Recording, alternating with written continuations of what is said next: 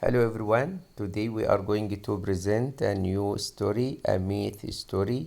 What can you see? I can see zebra, baboon, fire, animals in the forest. What should we do in task number 1? We should read the story and answer the questions. This is another type of story, a myth story.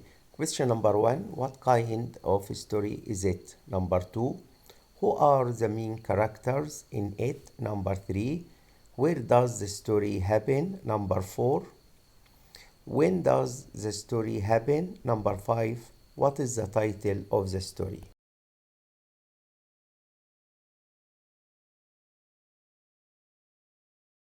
Class book page 71, cut out page.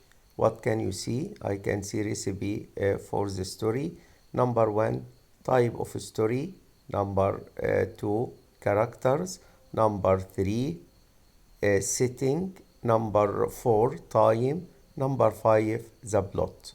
Every story consists of 5 parts.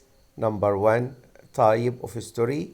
Number 2, characters of the story. Number 3, setting, where the story happened.